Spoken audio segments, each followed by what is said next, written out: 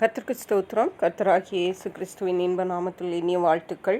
இன்றைய தியானத்திற்காக ஜெபித்த பொழுது தேவன் தந்த வசனம் மத்தேயு எழுதின சுவிசேஷம் 21:16 அவரை நோக்கி, இவர்கள் சொல்லுகிறதை கேட்கிறீரோ என்றார்கள்.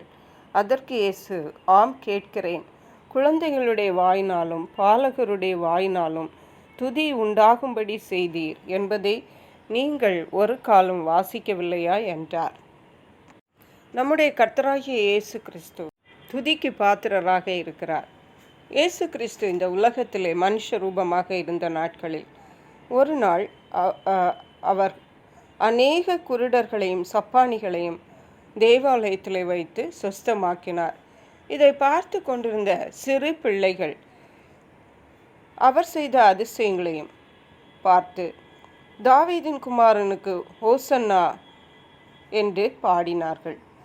இதை பார்த்து கொண்டிருந்த பிரதான ஆசாரியர்களும் வேதபாரகரும் கோபமடைந்து இயேசுவை நோக்கி கேட்டார்கள், இவர்கள் சொல்லுகிறதை கேட்கிறீரோ என்றார்கள்.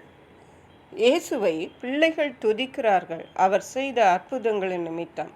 ஆனால் பிரதான ஆசாரியரும் வேதபாரகரும் இந்த பிள்ளைகள் மேல் கோபமாயிருக்கிறார்கள்.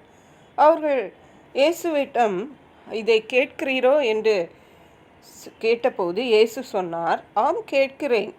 குழந்தைகளுடைய வாயினாலும் பாலகருடைய வாயினாலும் துதி உண்டாகும்படி செய்தீர் என்பதை நீங்கள் ஒரு காலம் வாசிக்கவில்லையா என்றார். ஹல்லேலூயா. குழந்தைகள் கூட தேவனை துதிக்கின்றன. பாலகருடைய வாய் கர்த்தரை துதிக்கிறது.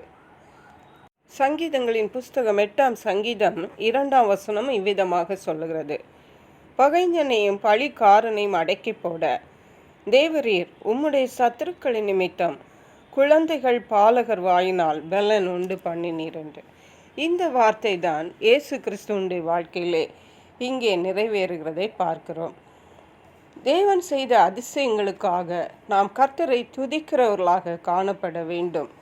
குழந்தைகள் கூட கர்த்தரை துதித்தன என்று பார்க்கிறோம். இன்றைக்கும் அநேக குழந்தைகள் சிறு பிள்ளைகள் கூட கர்த்தரை துதிக்கின்றன. தேவனுடைய பிள்ளைகளாகிய நாம் ஒவ்வொருவரும் எவ்வளவோ அற்புதங்களையும் நன்மைகளையும் தேவனிடத்திலிருந்து அனுபவித்து கொண்டிருக்கிறோம். நாம் கர்த்தரை மிகவும் துதிக்க வேண்டும். தேவனுடைய சந்நிதிக்கு அவரை ஆராதிக்க வரும்பொழுது நம்முடைய வாய்களை திறந்து நாம் கர்த்தரை பாட வேண்டும், கர்த்தரை துதிக்க வேண்டும். கர்த்தர் செய்த நன்மைகளை நினைத்து நாம் அவருக்கு நன்றி செலுத்துகிறவர்களாய் காணப்பட வேண்டும். கர்த்தர் அதில் பிரியமாயிருக்கிற தேவனாக இருக்கிறார். கர்த்தர் தாமே இந்த வார்த்தைகளை ஆசீர்வதிப்பாராக. ஜெபிப்போம். எங்களை கிருபை நேசித்து பாதுகாத்து வழி நடத்துகிற எங்கள் அன்பின் தகப்பனே, ஆசீர்வதிக்கப்பட்ட இந்த நல்ல நாளுக்காக நன்றி.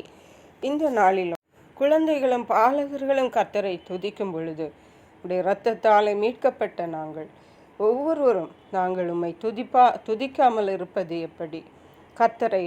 கர்த்தருடைய சமூகத்தில் நாங்கள் கர்த்தரை துதிக்கிறவர்களாக மகிமைப்படுத்துகிறவர்களாய் காணப்பட உதவி செய்யுங்கப்பா. நன்றி பரிசுத்த ஆவியானவரே. துதி கன மகிமை உமக்கே செலுத்துகிறோம். மீட்பரு இரட்சகருமாகிய இயேசு கிறிஸ்துவின் இன்ப நாமத்தில் ஜெபிக்கிறோம் எங்கள் அன்புள்ள பரமபிதாவே. ஆமென். God bless you.